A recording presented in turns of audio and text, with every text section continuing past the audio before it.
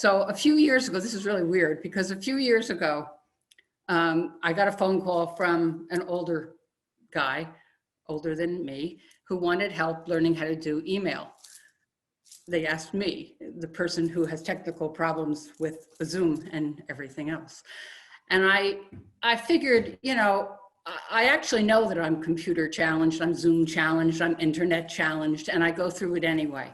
I'm the person who actually gets on a Zoom on her phone and on the computer and wonders why there's screeching all in the background and people are like looking really freaked out, and I hang up because I don't know what to do.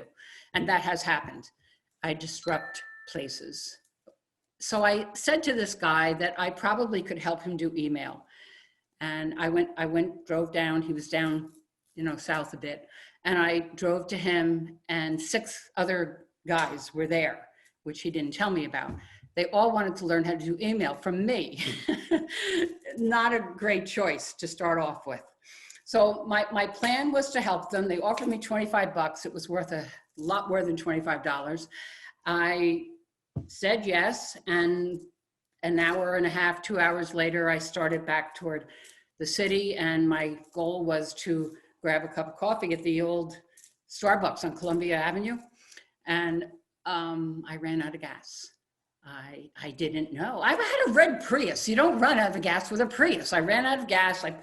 I rolled into this, I don't know, lube place, and asked the guy, the boss man, could he help me? And he said no.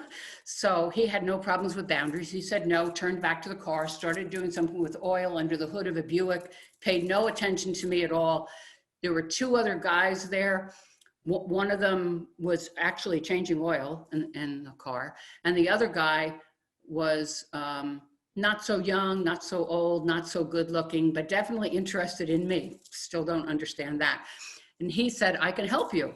And he had a red gas can, you know, and I had the red Prius. It was perfect. He's like, with no hesitation at all, this guy, he was filthy with grease and oil all over his hands and his overalls. He was a mess, but he was so kind.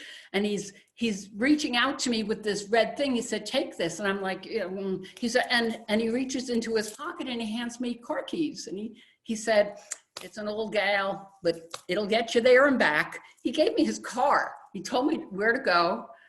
Not that way. He told me where to go, told me to go to the gas station and do what I needed to do and whatever. So I get there to the gas station, and I did buy the gas in the red can. I also went into the shop and I bought day-old donuts. His name was, I'm not kidding. What's that guy, Jacob? Yeah, Jacob. And he said, you can call me Mr. Jacob. And so I got Mr. Jacob some donuts, and I filled the gas, and I put a couple of, I forgot what else I did. I'm terrible.